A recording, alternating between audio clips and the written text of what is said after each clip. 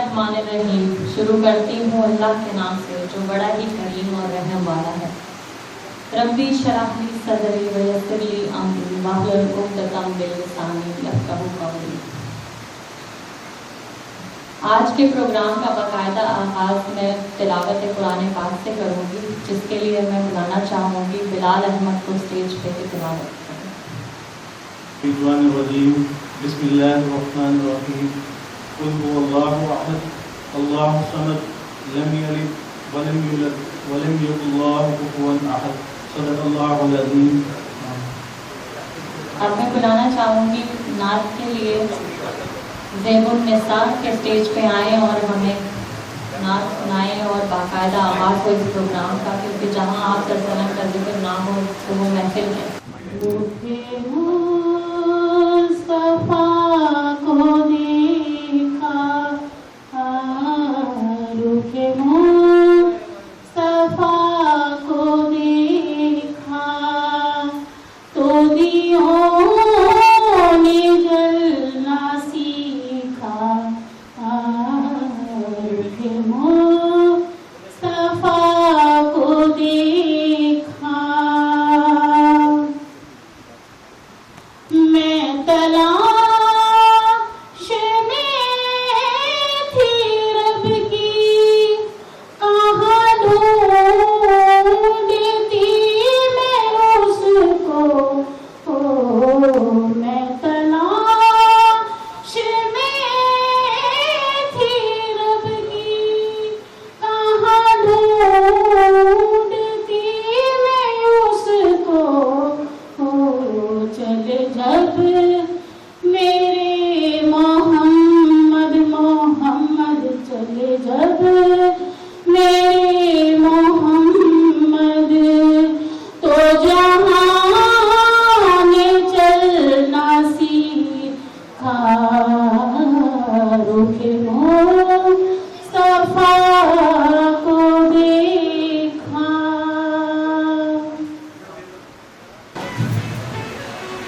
आज हम इस जगह मौजूद हैं इसलिए कि हम चाहते हैं कि आगाही हो इस बारे में कि गुर्दों की बीमारी क्या चीज़ है, कैसे उसके असरात होते हैं आपकी ज़िंदगी पे, अपने आप को बचा कैसे सकते हैं, बर वक्त तशख़ीस कैसे हो सकती है ताकि आप मज़ीद माजूरी से बच सकें। मैं वेलकम नोट के लिए बुलाना चाहूँगी हमारे मेडिकल सुपरिटेंडेंट डॉक्टर आफ्ताब आजम के स्टेज पे आएँ और आप सबको बाकायदा वेलकम करें।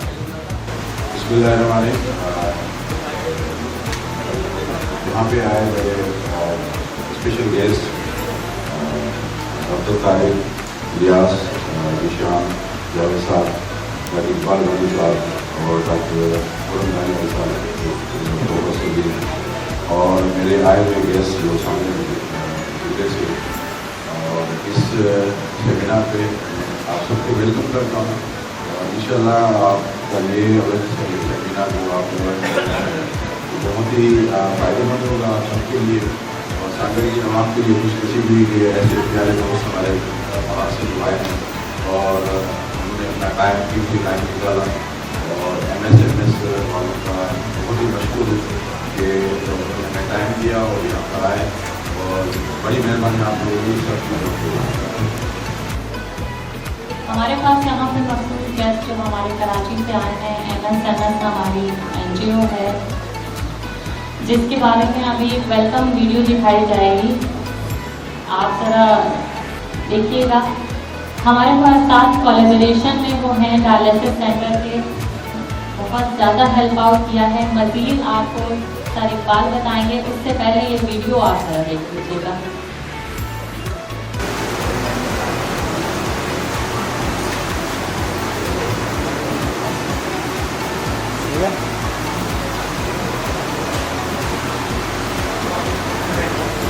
वो मैं कभी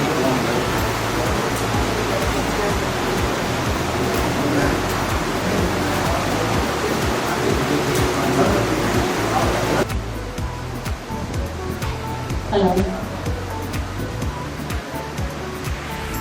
उम्मीद है आपको मोहम्मद सिद्दीक मेमोरियल सोसाइटी का इस वीडियो के बारे में काफ़ी इल्म हो चुका होगा।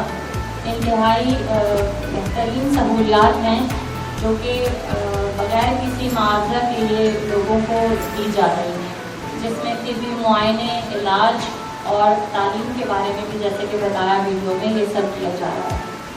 अब मैं बुलाना चाहूँगी MSNS के रिप्रेजेंटेटिव इकबाल बन्ना साहब को कि वो वेलकम नोट दें और अपनी आगाही और इस सेशन के बारे में बताना है।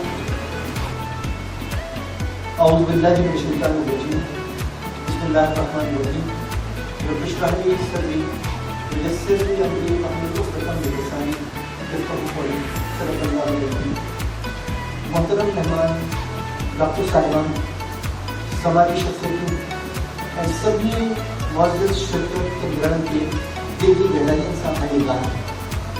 मोहम्मद सिद्दीक मेमोरियल सोसाइटी हिकु फलाही इदारो आहे जेको सन 1971 खां तालीम ऐं सिहत जे शोबे में दुखियत इंसानियत जी ख़िदमत करी रहियो आहे। असांजो मक़सदु सिर्फ़ इलाज फ़राहम करण न पर माण्हुनि जी ज़िंदगी बहितर बणाइण ऐं उम्मीद पैदा करण आहे। इदारे के तहत हिन वक़्तु 581 मरीज़नि खे 4,844 मुफ़्त डायलिसिस जी सहूलियतूं फ़राहम कई वेंदियूं।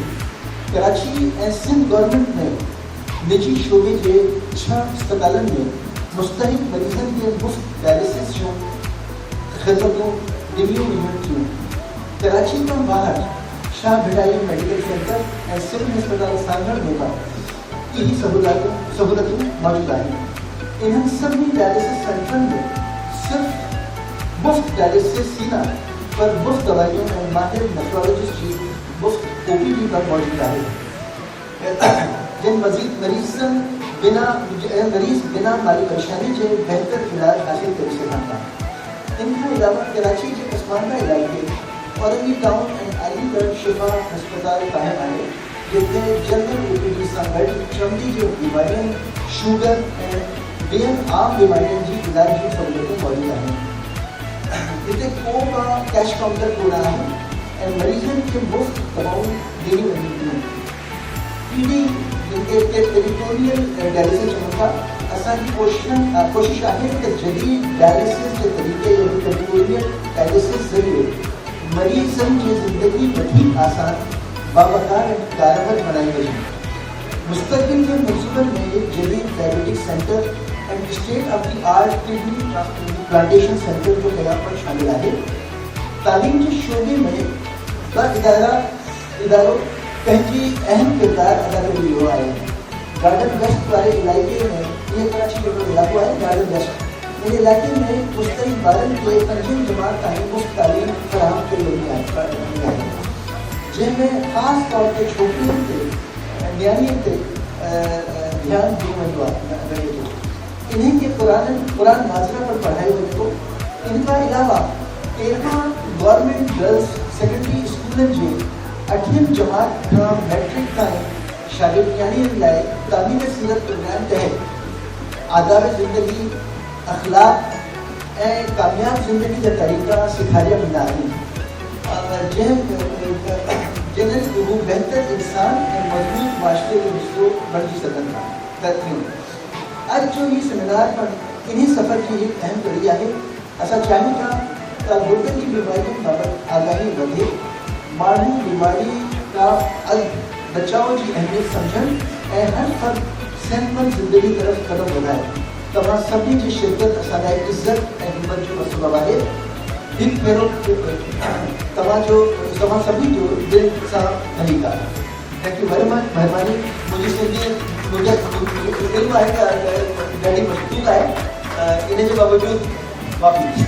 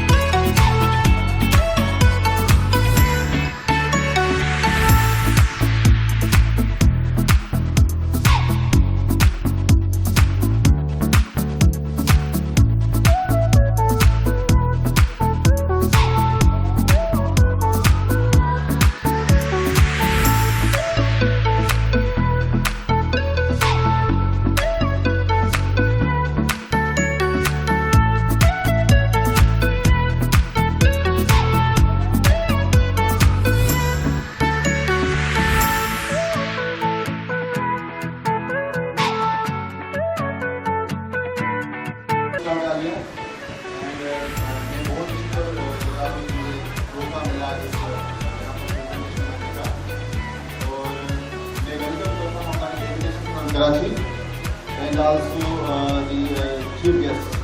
Thank you. अच्छा, मेरा नाम डॉक्टर आरिफ मोहम्मद है और मैं सीनियर मेडिकल ऑफिसर हूँ सिविल हॉस्पिटल डायलिसिस में ड्यूटी कर रहा हूँ। आज जो मैं बताने जा रहा हूँ गुर्दों की बीमारी के हवाले से ऐसी गलत फहमी है जिसको हम बोलते हैं, गेम्स या गलत फहमी बोलते हैं, जो हमारी सोसाइटी में ज़्यादा राइज है और हम उस पर यकीन भी कर लेते हैं। अच्छा, उसमें से जो एक है वो है कि गलत फहमियाँ कौन सी हमारे मुआशरे में कि भाई मुझे तो पहले कभी दर्द हुआ ही नहीं, साइड में दर्द हुआ ही नहीं, मुख्य लगे सूर पास में कहीं थोड़े तो मुख्य गुर्दों की बीमारी की नहीं खड़ी। लेकिन यकीनन यह से के हद तक सही है, लेकिन कुछ गुर्दों की कुछ ऐसी बीमारी है जिनमें तकलीफ नहीं है, वह लास्ट स्टेज या लेटर स्टेज में नहीं है। इनिशियल कंडीशन में करें मुकाबले तकलीफ न नहीं है, पासे में सुनी लो ऐ नहीं का तकलीफ नहीं, इन्हें लेकर पेरी ताकि चेकअप है स्क्रीनिंग इलाज भी हो गया। ठीक है।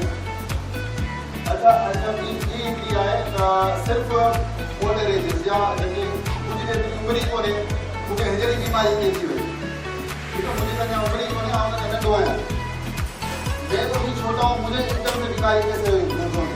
तो छोटे बच्चों से लेकर बड़ों तक सबको गुर्दे की बीमारी हो सकती है।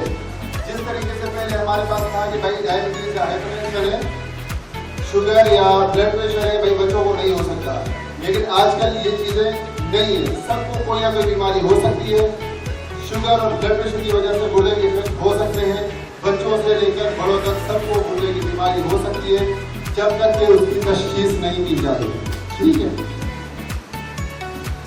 अच्छा, एक और है कि भाई मुझे जो पेशाब तो बिल्कुल नॉर्मल आ रहा है, मैं दिन में 2 से 3 मरतबा 4-5 मरतबा करता हूँ, तो मेरे गुर्दे फेल कैसे हो गए? गुर्दे फेल तो यहाँ कमजोर तब हो गए जब मेरा यूरिन ही नहीं बनेगा, मुझे पेशाब नहीं आ रहा। तो ये भी सरासर जो है ना हमारी एक गलत फहमी है या मिथ है। उसकी वजह क्या है कि गुर्दे जब खराब होना शुरू हो जाते हैं तो एक होता है गुर्दों का फंक्शन, मतलब काम कर रहे नहीं कर रहे, दूसरा पेशाब बन रहा है नहीं बन रहा। अगर गुर्दे खराब ही ज़्यादा हो जाते हैं तो ऐसा समझो कि वो झिल्ली बन जाती है, तो उसमें सिर्फ यूरिया, क्रिएटिनिन और टॉक्सिन्स वगैरह नहीं सीक्रेट हो पाते, बाकी पानी तो निकल रहा होता है। ठीक है। तो लाजमी नहीं है कि आपका पेशाब बनना बंद हो जाए फिर गुर्दों की बीमारी होगी, इस तरीके से नहीं होता। तो हमेशा तशखीस की तरफ या कंसल्टेशन लाजमी है। अच्छा, एक और भी हमारे पास मिथ है कि भाई तो जो जड़ी बूटियाँ हैं वो बिल्कुल सेफ है, जड़ी बूटियों में कोई भी टॉक्सिन्स नहीं होते, गुर्दों के लिए सेफ है, जिसम के लिए ठीक है, उसके लिए उसमें कोई भी हर्ज नहीं है लेने में। तो ये भी बहुत बड़ी गलत फहमी है। बहुत सारे ऐसे टॉक्सिन्स होते हैं जो हमें दिखाई नहीं देते या जड़ी बूटियों में होते हैं, जो आपके गुर्दों को और बहुत सारे अवजां को खराब कर सकते हैं। तो इस वजह से विदाउट कंसल्टेशन डोंट टेक, मतलब ऐसी कोई चीज़ इस्तेमाल नहीं करें, जैसे हर्बल मेडिसिन हो गई, हकीमों की दवाइयाँ हो गई, ये दवाइयाँ बहुत ही खतरनाक साबित हो सकती हैं। ठीक है। अच्छा, एक और मिथ जो नॉर्मल कॉमन हमने सुनी भी है, मैं भी कुछ जो बचपन में था हम सुनते थे कि दाल में जो कनकनियाँ होती हैं वो जाके गुर्दों में जमा होती है, फिर गुर्दों में पथरियाँ और ये चीज़ कर देती है। हालांकि वो पथरियाँ जो है हमारे स्टमक तक जाती है, मतलब खाने की नाली और खाने में जाती हैं और छोटी आंतों में जाती है, वो हजम हो जाती है, वो वहाँ का मसला तो कर सकती है, लेकिन गुर्दों के लिए कोई नुकसान है नहीं। ठीक है। तो ये भी एक गलत फहमी है कि कनकनियाँ या ये चीज़ हमारे गुर्दों को नुकसान ऐसाएंगी नहीं पहुँचाएंगी, वो सिर्फ आपके मैदे को थोड़ा सा बहुत डिस्टर्ब कर सकती है, अदरवाइज नहीं। अच्छा, और टमाटर खाने से या कच्चा टमाटर खाने से उसकी जो फीलिंग्स है, मतलब उसको छिलके हैं वो खाने से जो ना मेरे गुर्दों में पथरियाँ बनती हैं या गुर्दे खराब हो जाते हैं। तो किस हद तक ये थोड़ा बहुत सही है, जिन बंदों को बार बार पथरियाँ हो रही हों उनमें अवॉइड किया जाता है, बंद नहीं किया जाता। ठीक है ना। तो ये भी एक गलत फहमी है कि नहीं खाना चाहिए, ये गलत है। आप सब्जियों में इस्तेमाल कर सकते हैं टमाटर। अच्छा, कोई बंदा डायलिसिस के लिए आ जाए, मैं पूरी जिंदगी डायलिसिस में रहूँगा, मैं कुछ काम नहीं करूँगा, घर पे बैठा रहूँगा, तो ये भी एक डिफरेंट पेशेंट होते हैं वो भी रूटीनली काम तो कर रहे होते हैं। डायलिसिस होती इसी वजह से है कि आप अपनी डेली रूटीन पे आ जाएं, अपनी क्वालिटी ऑफ लाइफ को इम्प्रूव करें। बस ये तो डायलिसिस एक क्योर तो नहीं कह सकते, लेकिन एक क्वालिटी ऑफ लाइफ इम्प्रूव करने के लिए स्टेज है आपका। ठीक है,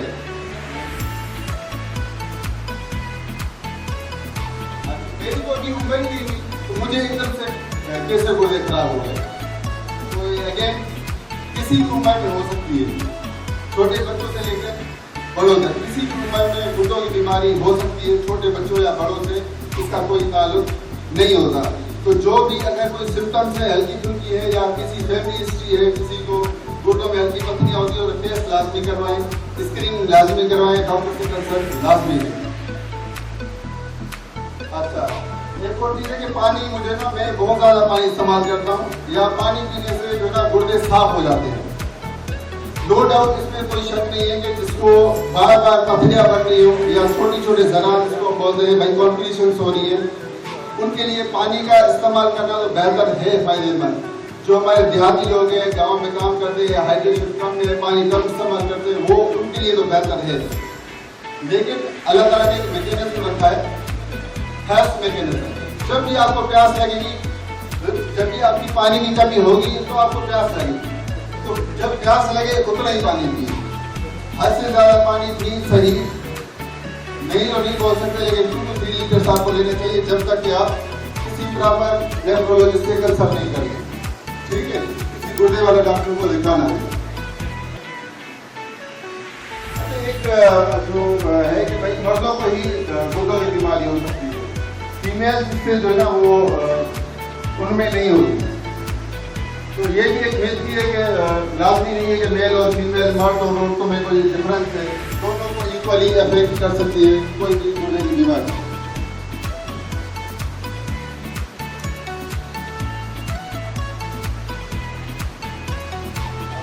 अगर मुझे कोई सिम्टम्स नहीं है, आंखों में सोजा नहीं है, पाँव में सोजा नहीं हो रही, या कोई ऐसी सिम्टम्स है नहीं, तो मैं क्यों मानूं कि मुझे जो है गुर्दों की बीमारी में टेस्ट क्यों करवाऊं। तो अर्ली स्टेजेस जो है, इनिशियल स्टेज जो भी है क्रोनिक किडनी डिजीज वालों की है, उन्हें कोई सिम्टम्स नहीं होती, ना पाँव में सोजन होती है, ना आंखों में कभी आपको सोजन होगी, ना कोई सिम्टम्स होगी। हाँ, अगर किसी को प्रोलॉन्ग शुगर वाला पेशेंट है या ब्लड प्रेशर ज़्यादा रहता है, तो उसको स्क्रीनिंग लाजमी करवानी चाहिए। विदाउट स्क्रीनिंग आप अर्ली स्टेज पे कभी भी इसको डायग्नोज नहीं कर सकते, नहीं पता चलता, लाजमी नहीं कि सोजन हो। एक तो ट्रांसप्लांट महंगा है, और इसके अलावा जो डायलिसिस है वो भी बहुत ही एक्सपेंसिव है। तो डायलिसिस में पता तभी रहेगा जब इनिशियल इन्वेस्टिगेशन नहीं करवाएगा। तो बेहतर ये है कि डायलिसिस से पहले भी एक स्टेप है, स्क्रीनिंग, वो करवा लें ताकि इस खर्चे से बचा जाए। तो लास्ट में ये कहना चाहेंगे कि अगर गुर्दों की हिफाजत आप करना चाह रहे हैं, तो जिनको ब्लड प्रेशर है, शुगर है, वो अपनी स्क्रीनिंग लाजमी करवाएं, एटलीस्ट 1 ईयर ही करवाएं। और दूसरे जो हर्बल मेडिसिन है, हकीमों की दवाइयाँ हैं, उनसे थोड़ा सा विदाउट कंसल्टेशन अवॉइड करें। प्लस में और एक बात ध्यान में रखें, गुर्दों की बीमारी ज़्यादातर साइलेंट होती है, इनिशियली आपको कभी भी सिम्टम्स नहीं होती। सिर्फ बजाय के पहले सिम्टम्स हो या आप डायलिसिस की तरफ जाएँ, गो फॉर स्क्रीनिंग, डॉक्टर से कंसल्ट करें। Thank you. बहुत सी गलतफहमियाँ होंगी, उनको दूर करने के लिए ज़रूरी है कि आप किसी ऐसे बंदे के पास जाएं, पूछें, डॉक्टरों के साथ रब्ता करें, चेकअप करवाएं कि आपकी वो गलतफहमियाँ दूर हों। और अगर कोई भी बीमारी हो, ना सिर्फ गुर्दे की, कोई भी बीमारियाँ हों, तो वो इनिशियली ही, शुरुआत में ही उनकी तशख़ीस हो और आप मज़ीद नुकसान से बचें। अभी मैं वेलकम करूँगी हमारे डिस्ट्रिक्ट हेल्थ ऑफिसर सांगड़ डॉक्टर मोहम्मद फारूक साहब को कि उन्होंने हमें ज्वाइन किया। बहुत शुक्रिया सर, आपके वैल्यूएबल टाइम का। प्रोग्राम को आगे मज़ीद बढ़ाते हुए मैं भी कुछ इसमें शामिल करना चाहूँगी कि गुर्दे की बीमारियाँ क्या होती हैं, शुरुआती अलामात क्या हो सकते हैं, और आपका रेगुलर चेकअप के क्या फ़वाइद हैं।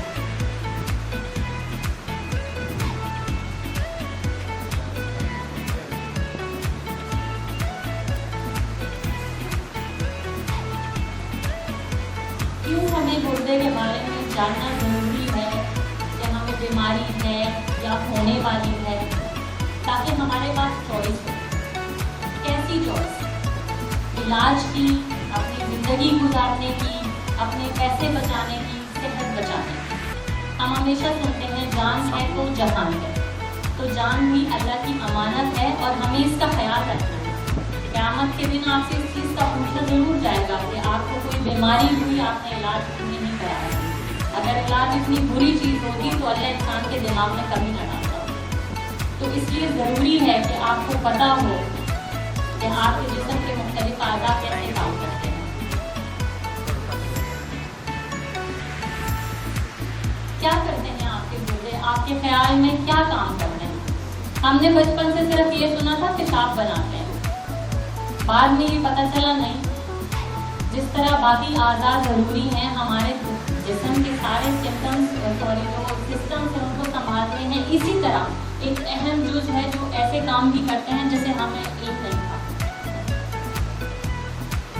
हमारे जिस्म में रोज़ की बुनियाद पे हर सेकंड हर मिनट में तेज़ाब भी बनता है, जैसे आम तेज़ाब होता है, जैसे बैटरियों में चलता है, बाथरूमों में डलता है, जगह साफ होती हैं। कैसा होता है वो? अगर हाथ पे गिर जाए, जिस्म पे गिर जाए, क्या करता है? चलाता है। इसी तरह गुर्दे उस तेज़ाब को हमारे जिस्म में बैलेंस करते हैं ताकि हमारे आज़ा महफूज रहें, चलाएं ना, वो अपना काम प्रॉपरली कर सकें। फिर आता है पानी को बैलेंस करना। हमने हमेशा सुना हर चीज़ की कमी, ज़्यादती दोनों ही नुकसान कराते हैं। तो अगर पानी ज़्यादा हो तो भी नुकसान है, कम हो तो भी नुकसान है, तो उसको बैलेंस करना गुर्दे का काम है।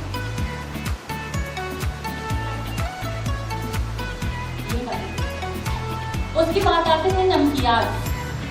नमकियात की अपने तरीक़ेकार हैं, हर एक ज़रूरी है। जितने भी सिस्टम को बैलेंस कर रहे हैं वो नमकियात ही कर रहे हैं। हमारे जिस्म में छोटी छोटी फैक्ट्रियाँ होती हैं जिसको हम खुलिए कहते हैं। उनमें क्या चीज़ अंदर जाएगी, क्या निकलेगी, क्या रहेगी, कितनी रहेगी, वो हमारे नमकियात संभालते हैं। कितना पानी रहना चाहिए, कितना नहीं, ग्लूकोज कितना जाएगा, नहीं जाएगा, ये सब तय करते हैं नमकियात। फिर हमारे गुर्दे सफाई करते हैं जिस्म। हर वक्त हमारे जिस्म में जो खुराक की फूट होती है, इसमें जहरीले मादे बनते हैं। गुर्दा सिर्फ पेशाब नहीं बनाता, वो उस पेशाब में वो जहरीले मादे निकालता है जो हमारे जिस्म को जहर की तरह लगते हैं। जहर पियो तो क्या होता है?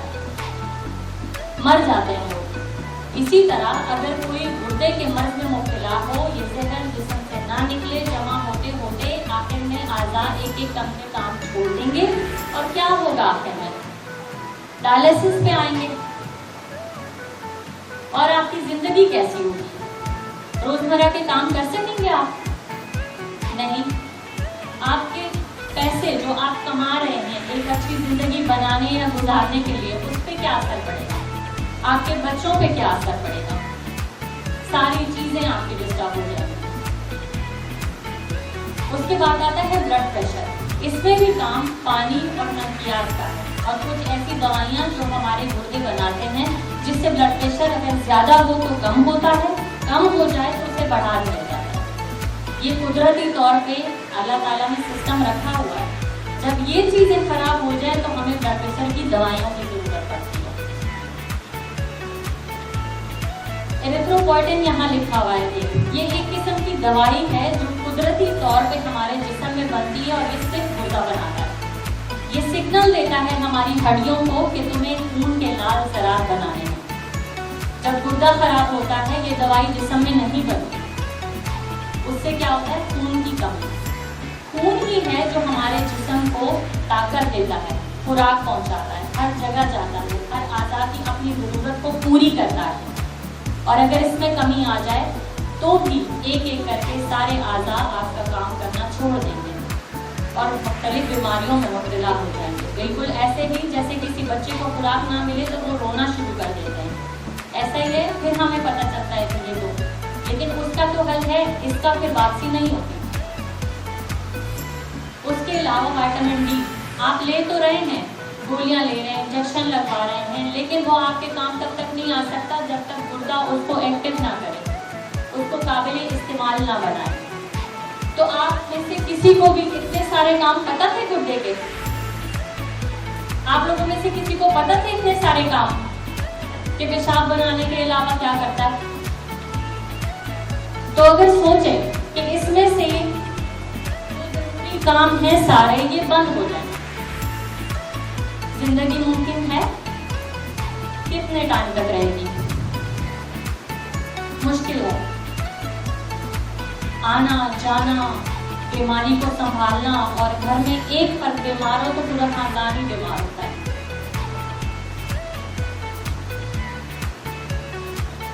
यही सब सिस्टम जब बंद हो जाते हैं ना, तो हम कहते हैं कि गुर्दा फेल हो गया।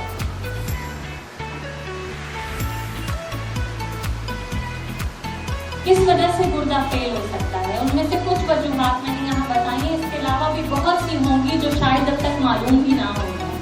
सबसे पहले हमारे गुर्दे को नुकसान सबसे ज़्यादा देता है, जितनी रिसर्चें हुई हैं, जितने चीज़ें देखी गई हैं, वो शुगर है, जिसे ज़ियादतीज़ कहते हैं।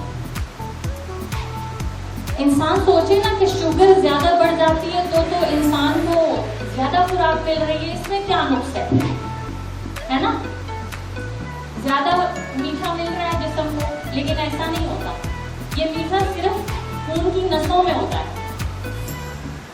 जिस्म की वो गाड़ियां खराब हो जाती हैं जिसे इंसुलिन कहते हैं, जो नसों से वो ग्लूकोज को, शुगर को या खुराक को हमारे खूलियों तक लेके जाता है। तो हमारे खून में तो शुगर ज्यादा मिलेगा, लेकिन जिस्म के आज़ा तक नहीं पहुंचेगा। ये बीमारी होती है ज़ियादतीज़।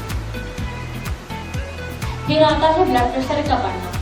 इसमें नसें पतली पड़ जाती हैं, प्रेशर बढ़ जाता है, हमारे आखिरी आज़ा तक खून नहीं पहुंचता, तो खुराक की कमी की वजह से वो अपना काम कम कर देता है और आखिर में बंद होता है।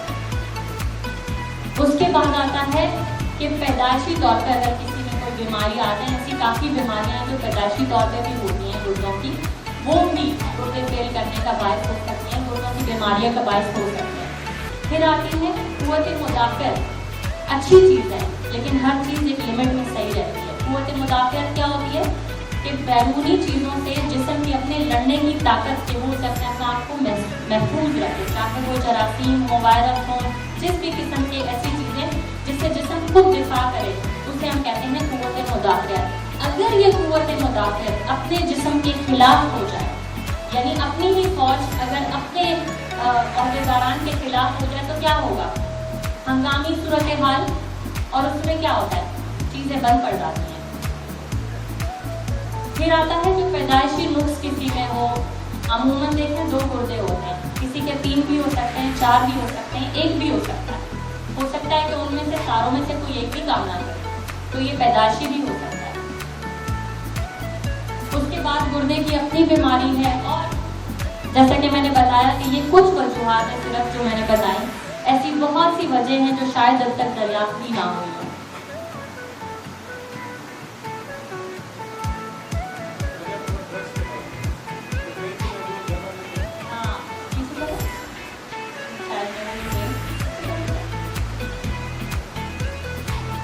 इसके अलावा दवाइयाँ बहुत अहम, जो हम अपने घरों में भी कर रहे होते हैं। फलां जगह दर्द है, वजह मालूम नहीं करेंगे, खा गोली ले ली। यहाँ दर्द है, डॉक्टर के पास नहीं जाएंगे, गोली ले ली।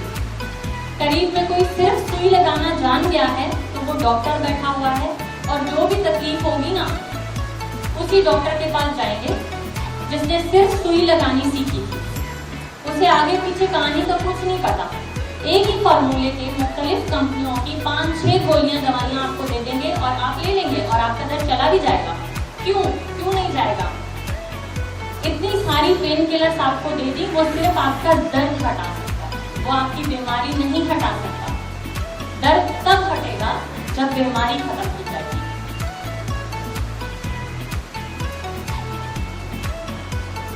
हम कहते हैं कि भाई गुर्दे की बीमारी हुई तो हमें पता होना चाहिए ना, कोई तो निशानी भी होगी।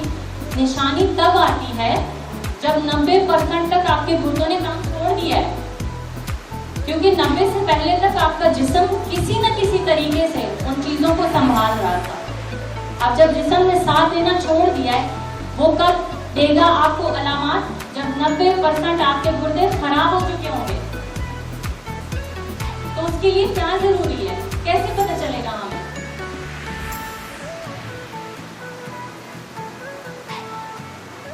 अगर हमारे यहाँ भी ये शुरुआत हो जाए कि किसी बीमारी के होते हुए या उसके बगैर भी वक्त पे तशखीस की जाए। कैसे? अपने चेकअप्स करवाएं रेगुलर। सरकारी अस्पताल जगह जगह मौजूद हैं, वहाँ पे लेबॉर्ट्रीज भी हैं और बगैर पैसों के आपके टेस्ट भी कर रहे हैं, तो क्यों फायदा नहीं उठाना? वो अस्पताल सिर्फ दवाइयाँ देने के लिए नहीं है, वो छोटे अस्पताल इसलिए हैं कि आप बड़े अस्पतालों के रश से बचें और ऐसा ना हो कि आम लोगों को देखते देखते कोई ऐसा मरीज हमारी नज़र से हट जाए जिसे हमारी ज़रूरत थी, असल में ज़रूरत थी। और हर जगह BHU और ये चीज़ों में लेबॉर्ट्रीज अवेलेबल हैं। खुदारा जो टेस्ट वहाँ होते हैं अपने करवा लिया। जैसे कि मैंने बताया कि 90% गुर्दे खराब होने पे ही आपको अलामात आएंगे। ये हमारा मकसद नहीं है। हमारा मकसद है कि उससे पहले अपने आप की तशखीस कराएं, चेकअप कराएं, ताकि बीमारी शुरुआत में पकड़ी जाए। उसके फायदे क्या हो सकते हैं आपके ख्याल में? बीमारी जब छोटी होती है तो इलाज सस्ता होता है और शायद एक ही बार जाना पड़े, ज़्यादा से ज़्यादा 2 बार। लेकिन अगर वही बीमारी बढ़ जाए तो सोचें क्या होगा? एक आप चाहिए हैं, 1-2 आपके साथ और लोग चाहिए तो आपको लेके और लेके आएंगे, लेके जाएंगे। गाड़ी किराया अलग, डॉक्टर की फीस अलग, दवाइयाँ अलग और उनके टेस्ट भी महंगे। फिर कैसे करेंगे? तो इससे बेहतर ये नहीं कि आपके दरवाजे के बाहर एक अस्पताल है जिसमें ये सहूलतें हैं और आप सिर्फ इसलिए नहीं जा रहे कि आपके पास वक्त नहीं है। अब वक्त नहीं है तो कब होगा? और हम कहने के लिए तो वही बात मैं दोहराऊंगी कि जान है तो जहान है, कहने में बड़ा आसान है, कहते हैं हम ऐसा। तो इस मामले में क्यों नहीं? अच्छा, ये कुछ ऐसी अलामात हैं जो जिस्म में जाहिर हों तो हम ये समझते हैं कि आपको गुर्दे की बीमारी हो सकती है। जरूरी नहीं है कि ये सब अलामात हैं और ये भी जरूरी नहीं कि सबको सभी अलामात हों। कोई एक भी हो सकता है, कोई 2 भी हो सकते हैं और ये भी जरूरी नहीं कि ये गुर्दे की ही बीमारी हो। लेकिन बताने का मकसद ये है कि ऐसा अगर कुछ महसूस हो तो फौरन अपना चेकअप कराएं। हो सकता है गुर्दे की बीमारी ना हो, दिल की हो सकता है जिगर की हो। इनके अलामात तकरीबन हद तक मिलते जुलते हैं। इसीलिए बीमारी तो बीमारी है, चाहे जिगर हो, गुर्दा हो, दिल हो, दिमाग हो। ऐसा ही है, चमड़ी अगर खुश्क लगती है, खारिश हो रही है, बार बार डॉक्टर के पास जा रहे हैं लेकिन समझ नहीं आ रही है, दवाइयों से भी नहीं जा रही, तो तशखीस जरूरी है। हो सकता है आपके जिस्म में ऐसे कोई अज्जा बढ़ रहे हैं जो आपकी चमड़ी में खारिश का बाइस बन रहे हैं। नींद आपको सही नहीं आ रही है और वजह देख ली है, कोई मसला नहीं है, कोई परेशानी नहीं है, लेकिन नींद नहीं लगता है, चाहे वो चलने फिरने से है, बैठने से है, अपनी तशखीस आंख भी पूछेगी। और अगर पतला है तो हम इग्नोर कर देंगे, नहीं तुम तो इतना पतले से हो, तुम्हें क्या फर्क पड़ता है, अभी तो हल्का है तुम्हारा, चलोगे सांस उठना नॉर्मल बात है, क्या हमसे करोगे? नहीं, उल्टी आती है, दिल मचलाता रहता है हर वक्त, जो भी खाऊं, चाहे गोलियां भी ले रहा हूँ लेकिन फर्क नहीं पड़ता। ये हर वक्त देखना मुश्किल नहीं होता, सेहत से बदबू तो नहीं आ रही या आपके पेशाब का रंग तो नहीं बदला, जैसे कि खून जैसा है, गुस्सा भी बहुत आ रहा है, चीजें समझ भी नहीं आ रही हैं, तशखीस करा। भूख नहीं लग रही, भूख इस वजह से नहीं लगती कि जैसे मैंने बताया, गुर्दे कुछ जिस्म में हमारे को पेट के मसाइल हो जाते हैं, जैसे कि पेट में शदीद दर्द का हो जाना, उल्टियाँ होना, भूख ना लगना, पेशाब में खून का आना। खून तो जहाँ से भी आए हुए हैं, बताएंगे कैसे किसी को।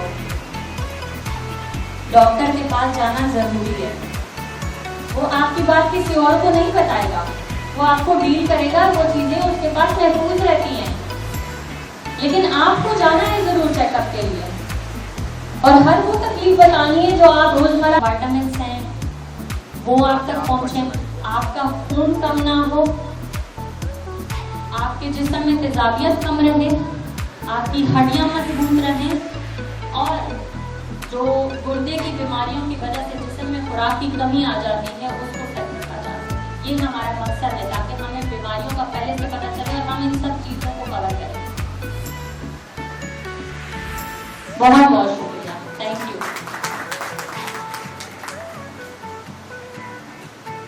उम्मीद है कि आप लोगों को समझ आ गई होंगी मेरी बातें। अगर 10 में से कोई एक भी ले जाए तो मैं कहूँगी हमारी कामयाबी है ये।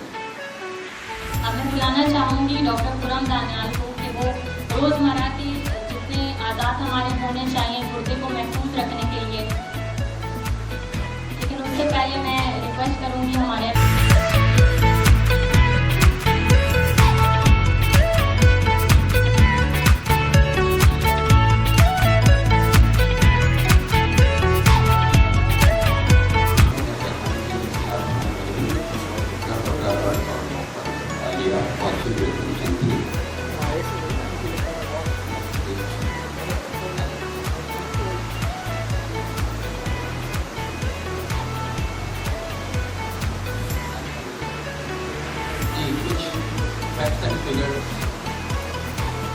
गुर्दों के अंदर आपको बता रहे हैं।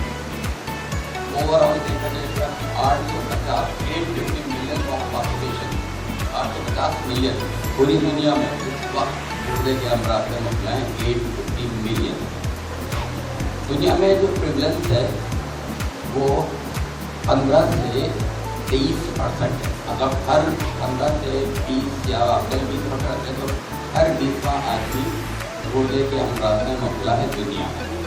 पाकिस्तान में ये रेट है 25 से 29%, यानी कि हर 25 मतलब 100 में से 25 आदमी ऐसे हैं जिनको गुर्दे का मर्ज हो सकता है या है। इस वक्त इस सेटअप में अगर यहाँ पर 100 आदमी बैठे हैं तो उनमें से 25 ऐसे हो सकते हैं जिनको ये बीमारी है या आगे करके हो सकती है। दूसरी बात,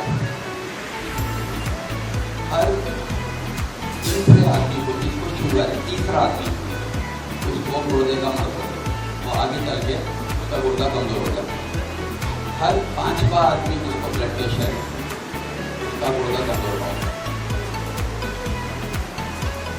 गुर्दे के अमराज इसका 6th leading cause of death. हर 6ठा आदमी जो दुनिया में मरता है वो गुर्दे के अमराज से मरता है, हर 6ठा आदमी, तो कोई ना कोई गुर्दे का मसला होता है। और तकरीबन 2.4 मिलियन तकरीबन 2.5 लाख आदमी हर साल से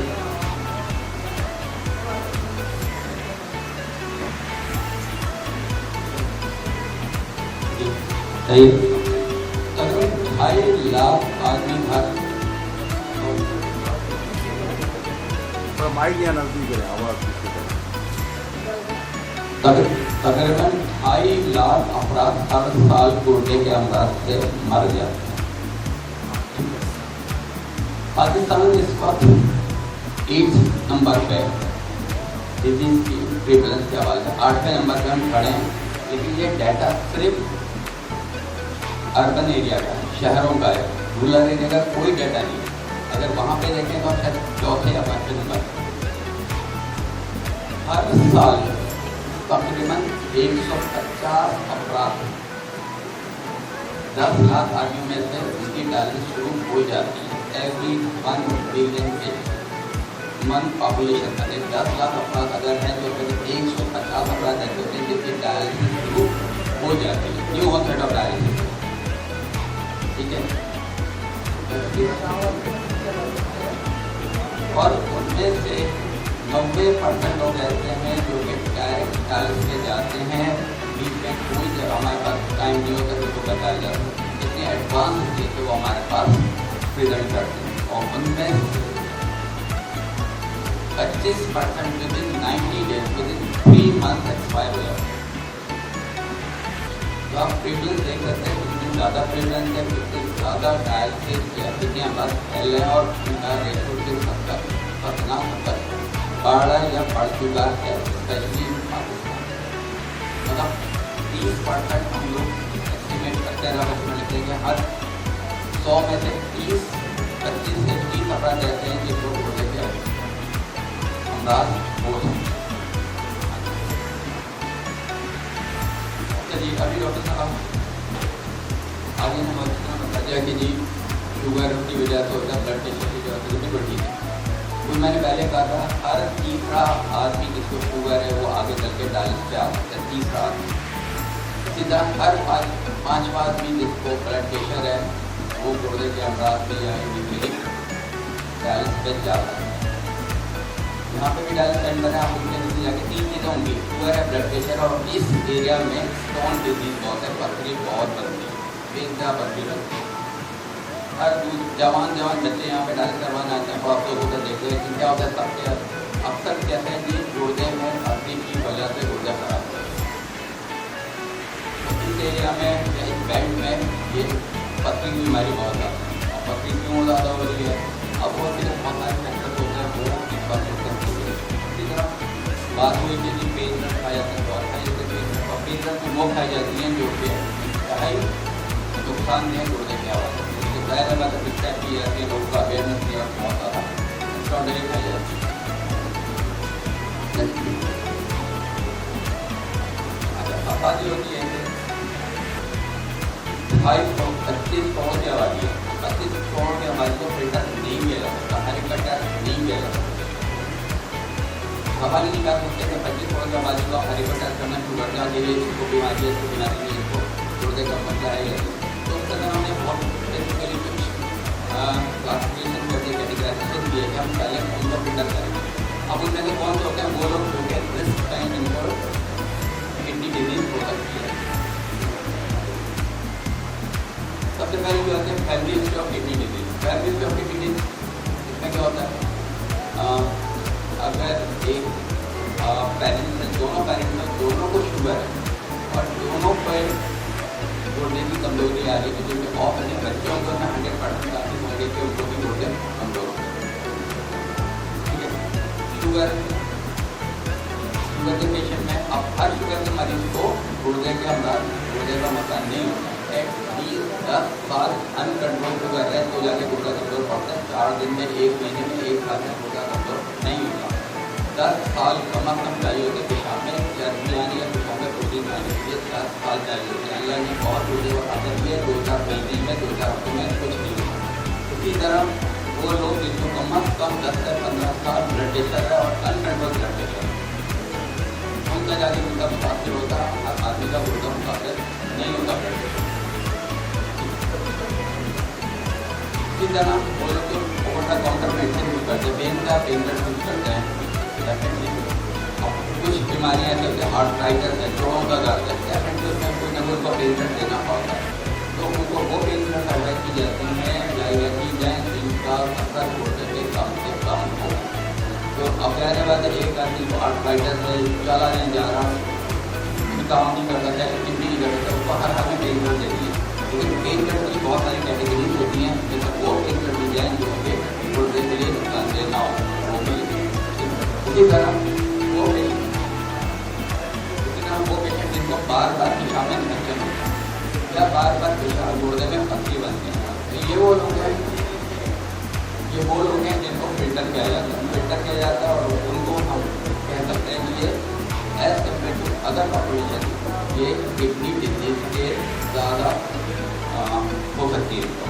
तो हर शख्स को 25 करोड़ आबादी को फिल्टर करना पॉसिबल है, लेकिन ये वो लोग हैं जो कि रिस्क होते हैं और इनकी सबसे पहले इनको फिल्टर किया जाए, बाकी लोग करवाने से अच्छी बात है। लेकिन हर हाल में diabetic patient, hypertensive patient, family history हो, जो पेन ड्रग खाते हैं, ये इन लोगों को हाल में फिल्टर करते हैं।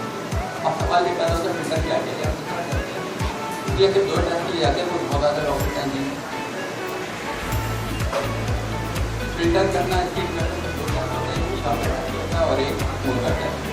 पेशाब का टेस्ट यानी कि प्रोटीन, पेशाब में प्रोटीन आ रही है या नहीं, या फिर क्या कहूँ कि पेशाब में प्रोटीन अगर शुगर का मरीज है 10 साल से पहले नहीं आया, शुगर ब्लड प्रेशर का मरीज है 15 साल से पहले नहीं है, लेकिन अगर एक दफ़ा किसी को आना शुरू हो गई तो इसका मतलब ये उसका गुर्दा कमजोरी हो गया।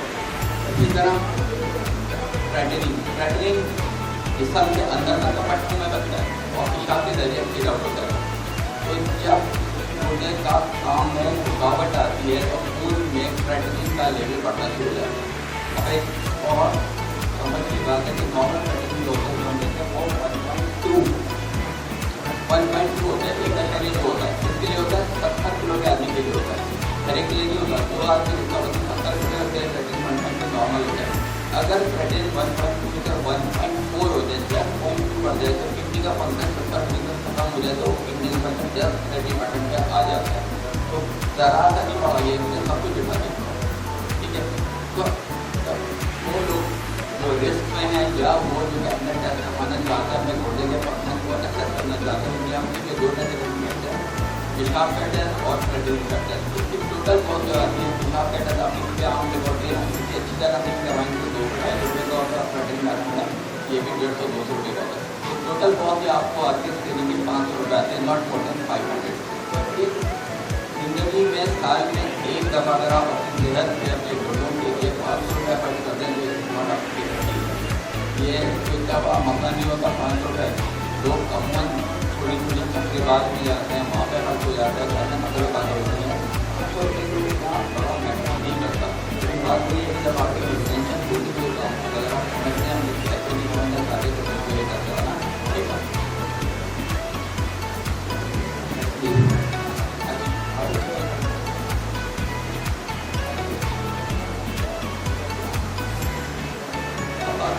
इसको किस तरह रोका जा सकता है?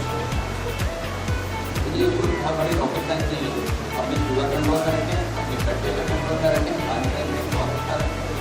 पहले बात करते थे कि सिगरेट हार्ट के लिए होते हैं, नुकसान के लिए। हर जगह जो भी अभी भी आपने देखा होगा कि सिगरेट जो पैकेट होता है उसके ऊपर वो हार्ट की तकलीफ बनी होती है और तकलीफ होता है। पहले ये कहा जाता था कि स्मोकिंग ओनली सिगरेट और कार्डियक दिल के लिए नुकसान होती है। नहीं, अब जो नई रिसर्च आई है उसके अंदर ये आ गया कि जो स्मोकिंग है वो गुर्दे के लिए भी इतने खतरनाक है जैसे दिल के लिए। तो शुगर कंट्रोल करें, ब्लड प्रेशर कंट्रोल करें, पानी का इंटेक अपना एजुकेट करें और स्मोकिंग कर पाए, साथ में पेन ड्रग अवॉइड करें। जैसे कोई ऐसी बड़ी चीज़ें जो आप नहीं करते, तो ये सारी चीज़ें करने से आपको जरूरत ही नहीं है कहीं डॉक्टर के पास जाने की। अगर आप शुगर कंट्रोल हमारा सारा ये होता है कि शुगर कंट्रोल के लिए शुगर एडवाइस कर जाए इंसुलिन, तो बड़ा मायूस हो जाता है यार इंसुलिन दे दी। इंसुलिन का मतलब या तो मेरे पास कोई दवा असर नहीं करेगी, इंसुलिन नहीं लगती। ब्लड प्रेशर कंट्रोल करने कहा जाता है तो कहते हैं जब सर में दर्द होता है तब दवा खाते हैं, वरना दवा नहीं खाते। ठीक है, तो इन्फॉर्मेटिव हमारे आते हैं जब सर में दर्द होगा तो अगर ब्लड प्रेशर बढ़ा है तब दवा खाएंगे, वरना नहीं खाएंगे।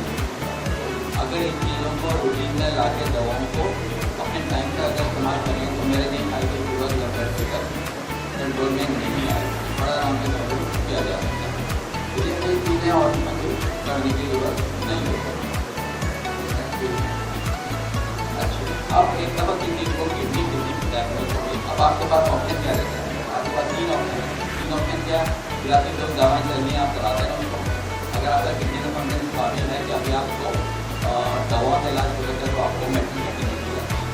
इससे क्या होती है कि किडनी गुर्दे बहुत मुतासिर हो गए या गुर्दे का फंक्शन 15% कम हो गया, तो अब आपके पास 2 ऑप्शन है, आप डायलिसिस करवाएंगे या आप ट्रांसप्लांट का करवाएंगे। तभी ये 2 इलाज होता है। ट्रांसप्लांट एक महंगा इलाज है, मुश्किल है, डोनर चाहिए होता है, तो अब आपके पास एक ऑप्शन मिल जाती है कि क्या आप डायलिसिस कराएंगे। अब डायलिसिस में ऑप्शन क्या आपके पास ये करवाना है हफ्ते में 2 दफ़ा या 3 दफ़ा 4 घंटे की डायलिसिस होगी, हॉस्पिटल आना है, हॉस्पिटल जाना है और दूसरे गाँव के कोई काम आसान होती है। यहाँ पर रहता है 70 किलोमीटर 80 किलोमीटर से लोग ट्रैवल करके आते हैं, डायलिसिस करते हैं, वापस जाते हैं। ये कोई अच्छी ऑप्शन तो नहीं है, लेकिन आपके पास कोई नहीं जाता, वहाँ आप करा नहीं सकते, तो इतना रहेंगे करेंगे क्या आप बाहर में आना। ये बहुत छोटी सी हमने अभी की लास्ट हमें 24 की है एक स्टडी की गई थी, जिसमें हमने हर डायलिसिस सेंटर की कॉस्ट निकाली है। तो ये एक ये यू आर किडनी सेंटर तब्बा जाकर सेंटर जवाबी सारी सेंटर की कॉस्ट, लेकिन अभी के लिए 2 साल पुरानी है, अब आप समझ सकते हैं। तो इसके अंदर जो मिनिमम डायलिसिस और जो बहुत ही एवरेज डायलिसिस सेंटर है, एवरेज, मैं कोई बहुत की बात नहीं कर रहा, आसान की बात नहीं कर रहा, मैं या की बात नहीं कर रहा, तो एक एवरेज डायलिसिस सेंटर को जो डायलिसिस की कॉस्ट 6000 पर डायलिसिस होती है सिर्फ मशीन के लेटने की कॉस्ट। 6000 एक डायलिसिस की कॉस्ट है। अगर आपको 12 डायलिसिस हो रही है महीने में तो 70-72 रुपये तो आपको वही लगे, सिर्फ आपने मशीन के लेटने की कॉस्ट 72 रुपये देंगे। उसके बाद मेडिसिन की कॉस्ट अलग होती है, इसके अलावा उनके टेस्ट की अलग कॉस्ट होती है, उसके अलावा कंसल्टेशन करने उसकी कॉस्ट अलग होती है। तो जब एक रफ एस्टिमेट बनता है एक महीने के ट्रीटमेंट का वो more than 1,50,000 बनता है एक महीने का खर्चा एक पेशेंट का। तो इस कम्युनिटी में पाकिस्तान में कराची में इसमें कितने लोग होंगे जो तकरीबन 1.5 लाख रुपये महीने का बर्दाश्त कर सकते हैं अपने इलाज होने का। तो इसलिए आप डायलिसिस के बारे में जाने से बेहतर है कि आप प्रिवेंशन का करें। 1.5 लाख आपको देना महीने का अच्छा लगेगा, जैसे 5 रुपये दे के आप अपनी डायलिसिस को प्रिवेंट कर सकते हैं। साल में एक दफ़ा 5 रुपये अपनी दास्ता खर्च करें, आपको पता चलेगा कि किडनी का फंक्शन कैसे चल रहा है। अगर बेहतर है बहुत अच्छी बात है, उसमें रुकावट आ रही है आप उसी वक्त अपनी दवाओं को शुरू करें, डॉक्टर को कंसल्ट करें, यकीनन आपकी किडनी की डिजीज की प्रोग्रेस स्लो डाउन हो जाएगी। अगर आपने 3 साल भी अपने आप को डायलिसिस से बचा लिया तो आपको सोच सकते हैं कि महीने का अगर 1.5 लाख रुपये के साल का आपको तकरीबन 18-20 लाख रुपये बचेगा, 3 साल का आपको 1 लाख रुपया बचेगा। वो बेहतर है या महीने का या साल का आपके 500 रुपये तो 6 महीने के 500 रुपये। तो अपना ख्याल रखिएगा। थोड़ा एक दफ़ा कमजोर बता दें, एक दफ़ा बता दूँ कि किडनी डिजीज इर्रिवर्सिबल है। बहुत कम लोग ऐसे होते हैं जो किडनी होने पर जाते हैं किडनी रिकवर हो जाती है, लेकिन जो क्रॉनिक होते हैं वो इर्रिवर्सिबल डैमेज होती है। आप कुछ भी कर लें वो अपना फंक्शन वापस रिस्टोर नहीं कर सकते। तो अगर आज आप अपनी किडनी पर सेहत का ख्याल नहीं रखेंगे तो कल सफेदा ले बड़े नुकसान में बहुत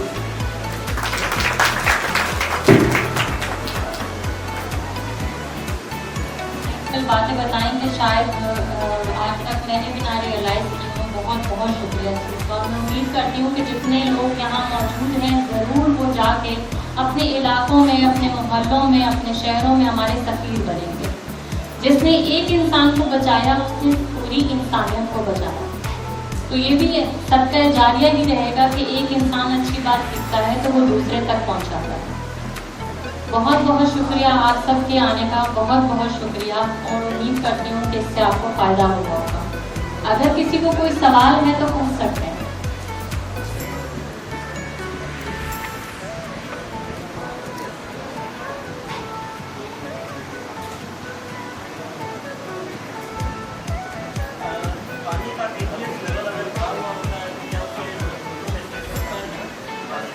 जी बिल्कुल पड़ता है। एक नॉर्मल पानी है जिसके लिए गुर्दों को इतना काम ना करना पड़े, और एक ऐसा जिसमें नमकियात की तादाद शदीद ज़्यादा है और उसमें ऐसे नमकियात भी हो सकते हैं जो जमा होने की सलाहियत रखते हैं। तो वो सबसे ज़्यादा बाइस बनते हैं गुर्दों में पथरी के और उसकी खुद की बीमारियाँ बनाने के। तो बढ़ा हुआ TDS ज़रूर बहुत अहम चीज़ है कि पानी का TDS कम होना चाहिए। TDS से मुराद क्या है? जिस पानी में नमकियात की मिकदार बहुत ज़्यादा हो, जैसे कि ज़मीन के अंदर का पानी जो नलकों से निकाला जाता है।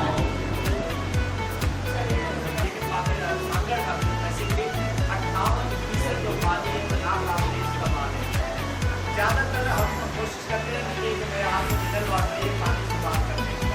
नहरी पानी और मिनरल वाटर पानी में क्या बाकी डिफरेंस है? सर इसका जवाब मैं ऐसे दूंगी कि जो पानी आप इस्तेमाल कर रहे हैं ये भी ज़मीन का निकाला गया है।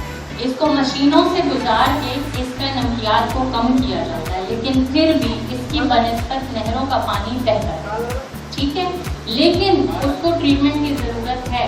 आमतौर पे जो हम गांव मोटों में हैं तकरीबन सबके यहाँ वाटर, नहरें, ये चीज़ें मौजूद हैं। अगर वो पानी को रखें किसी बर्तन में, ख़ास तौर पे नालियाँ मिलती हैं मट्टी की, उसमें अगर रखें और उसको छोड़ दें तो अगले दिन देखेंगे वो साफ़ हो चुका होता है, मट्टी नीचे बैठ चुकी होती है। उसको उबाल के खाने पीने में भी इस्तेमाल करें, पीने के लिए भी इस्तेमाल करें। बाकी नहाने धोने के लिए कोई फ़र्क नहीं पड़ता।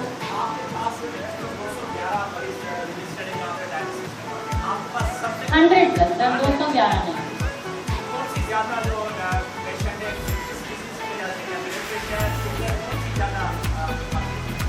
सर मिक्स पेशेंट हैं, इतनी काउंट नहीं है कि मैं कहूँ कि सारे शुगर के हैं, सारे ब्लड प्रेशर के हैं, सारे ये, लेकिन ज़्यादातर हमारे पास मसला खुराक की कमी, पथरी, पानी का जो ज़मीन के पानी का इस्तेमाल है, साथ ही साथ ब्लड प्रेशर और शुगर।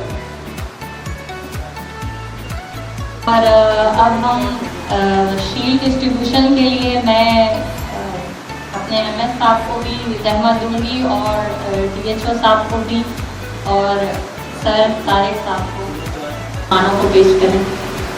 सर को शील्ड दें।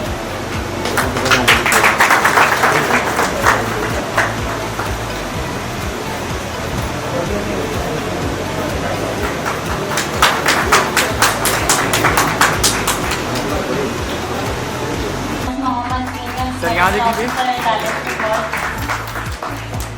गाड़ी तो बजाए बोला हाथ में उठा कर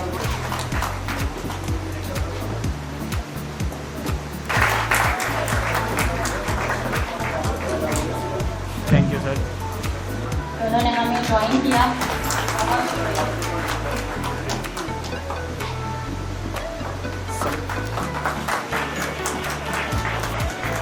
So much most welcome for joining us.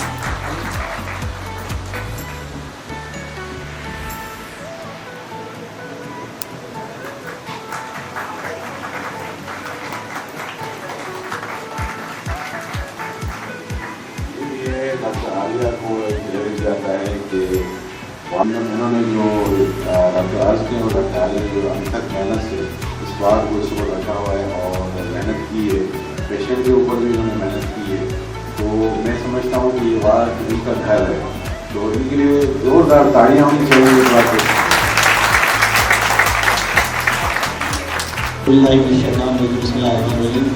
मैं इस तकरीब के इनेकाद पर मैं MS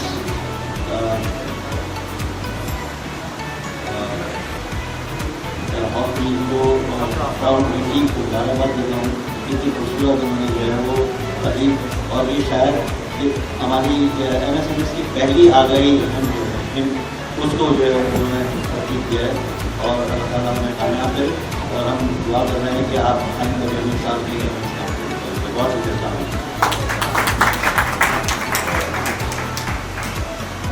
डॉक्टर मोहम्मद फारूक साहब को कि वो कुछ अल्फाज बोले इस प्रोग्राम के बारे में और ये कितना मुफीद रहेगा उसके बारे में।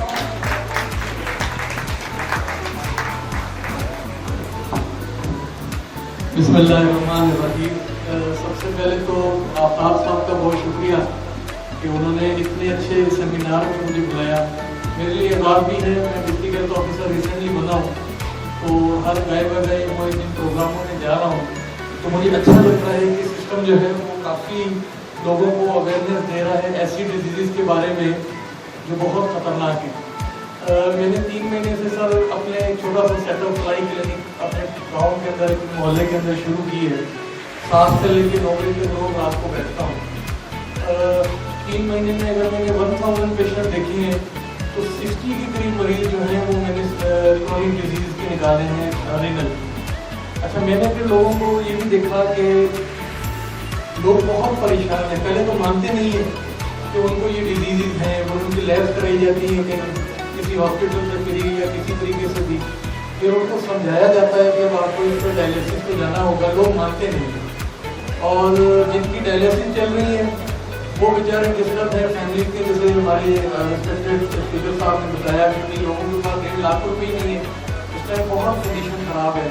तो अगर सब ने जैसे अपनी प्रेजेंटेशन में, हमारी बहन ने अपनी प्रेजेंटेशन में, आर्थ साहब ने अपनी प्रेजेंटेशन में बताया कि छोटी सी कोशिश इतने बड़े मसले से बचा सकती है, तो आप सबसे यही आज के फोरम में दरख्वास्त रहेगी कि इस पैगाम को ज़्यादा से ज़्यादा जहाँ पर भी आप जाएँ वहाँ ज़रूर बताएं कि आप अपनी लैब टाइमली अगर करवा लें तो बेहतर है। अदरवाइज आप प्रिकॉशन तो ले सकते हैं ना, शुगर है तो मेंटेन करा लें, ब्लड प्रेशर है तो मेंटेन करा लें, काफियों की तरह दर्द की गोलियां ना खाएं। मेरे पास कल एक पेशेंट प्रेजेंट हुआ क्लिनिक पे, पिछले 3 साल से वो रात की गोली जिसको उसने नींद की गोली बनाया हुआ है, वो पेन किलर है निम्स 100।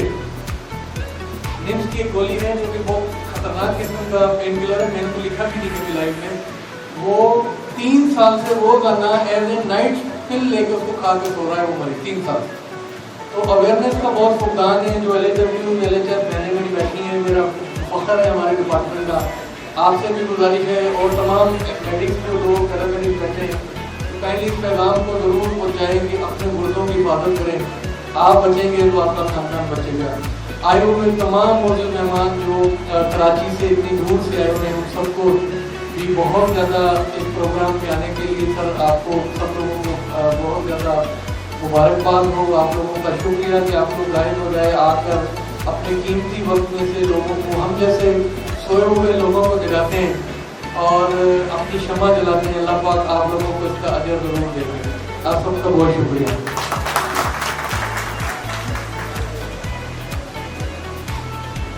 आपने दावत दूंगी बस सर आफ्ताब साहब को जो यूनिसेफ से ताल्लुक़ रखते हैं ऑन बिहाफ अपना सारा Javed deputy commissioner Sagar. Thank you very much आपको आ गया। सबसे पहले तो मैं मादत करना चाहूँगा डिप्टी कमिश्नर सांगड़ में सारा जावेद की जानिब से कि कुछ अनफॉर्चुनेट सिचुएशन की वजह से वो इस प्रोग्राम में शिरकत नहीं कर पाई। उसके बाद में मुबारकबाद देना चाहूँगा डॉक्टर आफ्ताब आदम सिरेवाल साहब को और तमाम मुंतखबीन को जिन्होंने बेहतरीन वर्कशॉप का इनेकाद किया, एहतमाम किया। ऐसे वर्कशॉप में मेरा ये मानना है कि हमारे माशरे में होती रहनी चाहिए ताकि आगाही जो है हर मर्ज से मुतालिक आगाही लोगों में ज़्यादा से ज़्यादा आए और वो फैसले करें। इस प्रोग्राम का फ़ायदा उठाते हुए मैं एक छोटा सा मैसेज भी कन्वे करना चाहूँगा क्योंकि मेरा ताल्लुक़ यूनिसेफ से है और यूनिसेफ जो है वो अवेयरनेस रेजिंग एक्टिविटीज़ पे काम कर रहा होता है। हमारी पोलियो कैंपेन भी स्टार्ट होने जा रही है मई 18 से 24 तक। तो मैं आप सब हाज़रीन मस्जिद जो सब यहाँ बैठे हुए उन सबसे रिक्वेस्ट करना चाहूँगा कि पोलियो कैंपेन में हमारा भरपूर साथ दें और इस पोलियो कैंपेन के दौरान अपने जो है 5 साल तक के तमाम बच्चों को पोलियो के खतरे पिलाएँ और हमारी टीमों का भरपूर साथ दें। बहुत बहुत शुक्रिया।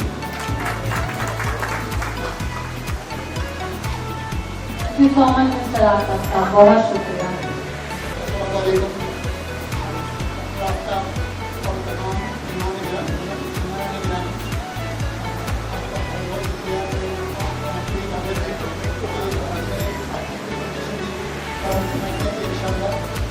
इसलिए बहुत लोगों को फायदा होगा। सबसे पहले तो मैं डॉक्टर आफ्ताब का बहुत तहे दिल से शुक्रिया अदा करता हूँ जिनकी बिना पर जिनकी वजह से आज जाने इस मकाम तक पहुँचे। हमने 2000 अगस्त 2023 में हमने शुरू किया था और उस वक्त हमारे पास मरीज थे और उस वक्त हमारे पास मरीज थे। और आज मुझे जानकर खुशी हो रही है कि यहाँ पे मरीज एक जगह तक पहुँच गए हैं। अच्छा, मरीज एक तक पहुँच गए हैं तो खुशी की बात नहीं है। खुशी की बात नहीं होती कि खुशी की बात ये होती कि जो 23 मरीज शुरू हुए थे उसमें से अब 30 रह गए। ये पैरालिसिस के मरीज मुस्तकिल में इजाफा हो रहा है और ख़ासतौर पर मैं जो देख रहा हूँ कि यंग जनरेशन में काफ़ी मरीज वर्ग में मुबतला हो रहे हैं। 14 साल के 16 साल के बच्चे बच्चियाँ उनको देख के तकलीफ होती है जिसमें आगे जाके मास्टर का कोई समाधान MSMS के बाद से मैं अगर एक दो बातें आपको कह दूँ कि पाकिस्तान में डायलिसिस का सबसे बड़ा इदारा SIT है और उसके बाद नंबर ऑफ मशीन सबसे ज़्यादा है वो MSMS के पास है और अलहमदुलिल्लाह 120 मशीनें हमारा और अल्लाह का शुक्र है हमें पीछे 4.5 सौ भी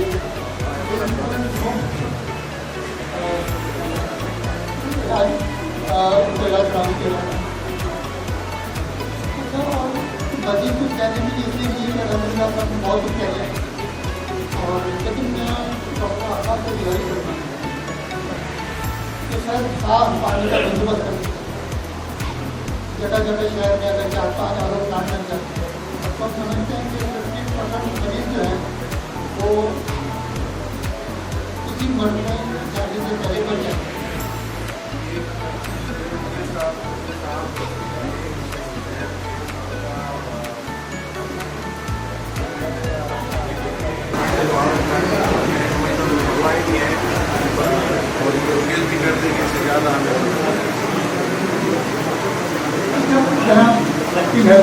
माता को देखिए दुनिया में बहुत सारे मर जाए, दिल का मर जाए, जिगर का मर जाए, लेकिन दूसरों का मर्ज पलट के वापस नहीं आता। दूसरों का मर्ज पलट के वापस नहीं आता तो इतनी एक जात की जय हो रही जो एहसानात आपने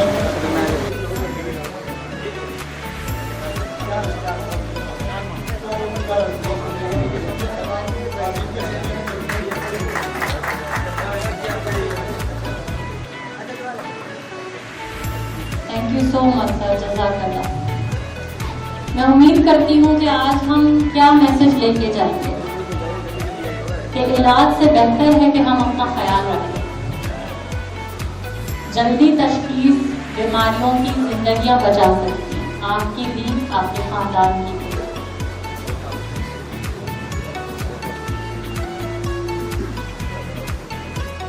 अगर हम अपनी ज़िंदगी में हेल्दी चीज़ें लेके आएँ, सेहत वाली चीज़ें लेके आएँ, तो यकीनन हम बहुत सारी बीमारियों से बच सकते हैं। ये ज़रूरी नहीं कि ऐसा हो कि जो भी इंसान हेल्दी खाने खाएं वो बीमार ना हो।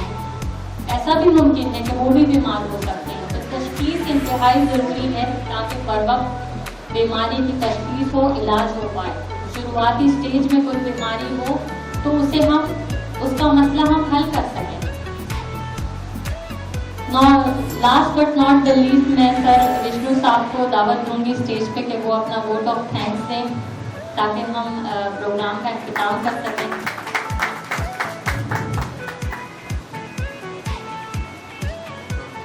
Thank you doctor Alia.